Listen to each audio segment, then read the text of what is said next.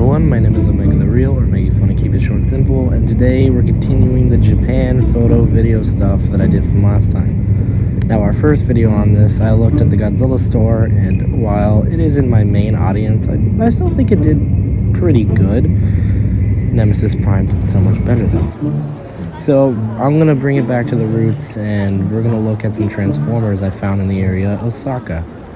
Now, I'm just going to get some B-roll footage here because I really liked the place and I thought it looked nice, so yeah. This place I actually found online due to another YouTuber, so here's his video about where he went, and I did my research to find what I could, so yeah. But before we get there, let's actually look at some Godzilla stuff. I didn't buy any Godzillas here.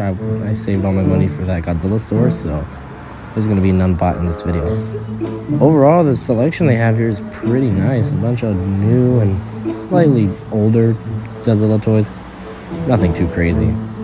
But I know a lot of people don't really collect that. I think like one person on this channel probably does.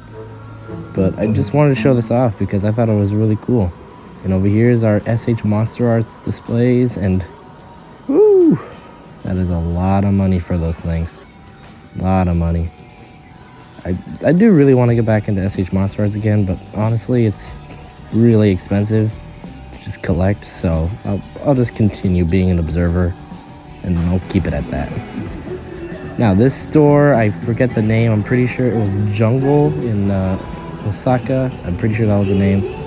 But looking here, we have some pretty great selection of some old, new, and rare Transformers. Taking a look down here, is a lot of movies, a lot of movie toys, even some Combiner Wars and a T-Rex Optimus Prime for some reason. I don't know. This place had a great selection of toys, and it was just fantastic to see all these. There was that Optimus I was going to get from the Bumblebee movie, but that was just way too much. Looking down more, we see some more stuff. The Galvatron, the Quintesson Pack, Scourge, Soundwave, Ultra Magnus. There's a lot of good things here that honestly I wish I had way more money for. So in 10 years time, I'll make a part 2 to this. Just wait. Coming over here, they had a stupidly cheap Triptychon for only about $70, but I skipped out on it because I wanted it to get with Full Tilt. And because he wasn't there, I kind of regret it now. I should have just picked it up and got Full Tilt later. But whatever. They even have a large selection of third-party, ranging from anything you can name to the more famous stuff. But just look at all that. That's pretty great selection, and I don't think I'm going to find this amount of third-party elsewhere rather than Frankensons, which we've already made a video on. So if you want to go check that out, go ahead. There was a lot of stuff here that I never recognized, and then a lot of stuff that I did. Most of the stuff I kind of recognized. Coming over to what we actually do recognize, and wow, it's pretty good selection for inbox. There's a lot of nice Japanese exclusive figures, a lot of things you don't really see in the US. And coming over to these box figures, we have some really nice G1 toys, then some World's Smallest, and then back again with G1 toys. It's a lot of stuff here, a lot of stuff I didn't think I'd see, and a lot of stuff I was expecting to see. Here's some more recent Legacy War for Cybertron toys. They're just all on displays. They look really nice. I wanted to buy so much, but really I only got like 2 things from here, which we'll look at later. Looking over this one more time, great selection of toys. I really do like this store. It's just, I really wish I had more money. That's my one complaint about this. There was a lot of stuff here. If you're ever in this place, which I highly doubt, go check it out. It's in Osaka. But now this place is a little different. This place is was another store I found. I was right next to this one, and the Godzilla stuff here is also off the charts. Just wow. And I took a couple videos of this because I couldn't get it right, but here's one, and there's some Transformer stuff in behind this. A few things in there that look pretty nice, and let's finally look at this. The main section. It's overall really well done. They have a Galaxy Shuttle, which is probably the first and only time I'll see that in hand ever. They've got a Cosmos for what I feel like is way too much. And they even had Skyquake. I already had this guy on pre-order, and he was actually already at my house by the time this was recorded, so I didn't really look too much into that. Coming over to this main display, we have a ton, and I mean a ton, of Studio Series and a ton of War for Cybertron and Legacy. And they even have Crasher here and Shadow Strip, something I should have picked up, but instead got something else because I wanted to finish a bucket list. It's just, a lot of stuff here is incredible. And actually, there was a thing here that I didn't do for my bucket list. Because if you see right now, if I turn around, yeah, I'm turning around, you'll see me reach for something. And that will be a Bumblebee. I actually made I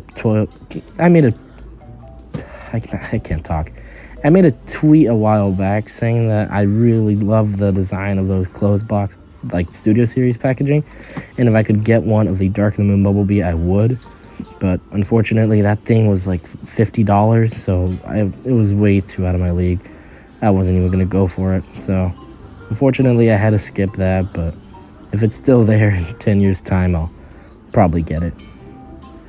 Overall, looking through all this stuff, it's a lot of Japanese exclusive, which is exactly what you'd expect. And just the amount of stuff here is insane. I don't see this much often in this amount of bulk ever, so it was a little bit of a shock for me. I'm kind of sad I won't see this again for a long time, but I am kind of happy I was able to get all this footage for you guys. So you can see that, yeah, Japan does not mess around, and this is where they're keeping all the good stuff. So if you ever wanted to look for something, go right ahead. You're gonna find it here probably. Overall, this trip was really fun. I did enjoy coming through all these stores and looking at their display. They even have some third party here, and it was a lot to take in. A lot of toys, a lot of good masterpiece and legends and everything else. And it was something I needed to see. I really wanted to see this stuff for a long time. I was looking forward to it, and now I finally got to see it, and I feel like I'm content. Collecting from now on, just, I don't know, it'll feel different knowing that I've basically saw the holy grail of holy grails, but whatever, man, we just gotta keep going. That's about it for the footage. There's one more stop I want to show after this, but that's for another video. So why don't we just go ahead and look at what I got from the store. And what I got was pretty damn cool. Alright, so to be truthful with you, I did not get much from Japan, unfortunately, but I did get a few things I thought were pretty cool. So we'll start out from least to greatest. So first off, we have a Arms Micron Optimus. And this is using the Robots in Disguise mold instead of the first edition mold. And I know a lot of people just do not like this mold, and I don't understand why. I have a lot of fun with it. Especially this little thing. I mean, there's a little cannon, but whatever. There's a pattern in this video, and you're going to see real quickly with this next one. So, our first purchase, Arms Micron Optimus Prime. It's pretty fun. I really like them. I've been looking for a Prime Optimus for a while, and finally glad I got one. Our second figure is going to be Tensegrity Optimus Prime. Yeah, this is the pattern.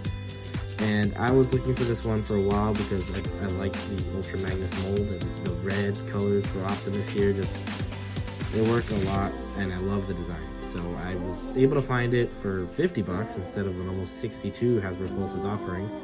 Mint in box, and I was able to set it all up, but the stand is atrocious. I now see why people hate this thing. Not the toy itself, but the stuff it comes with. So overall, Tensegrity Optimus Prime is pretty well done. I really love it, and that's all I gotta say about that. And the last one, I'm gonna have to zoom out a little bit for this because I like to keep this in its box. But the last one is gonna be Dark Optimus. If you're a follower or subscriber of the channel, you've already seen me review this thing, so it's my favorite. It's a favorite of mine for a while. It's been a favorite for years, and it's been something on my bucket list that I've been looking to pick up for a long time. So me finally being able to complete this is just it's a big check off the list. That's I'll say that for sure. So yeah, that's basically it for the whole video. I wish I got more exclusive figures than this, but overall I am pretty happy with what I bought. I know I could have gotten this or that off of Pulse or this off of eBay from some guys selling it, but I think this is what makes it all worth it, honestly. This alone makes it all worth it for me. That is all for now. Thank you for watching, everyone. Like, follow, subscribe. Go check out all my social medias if you want to. My name is Omega, and I will talk to you all later.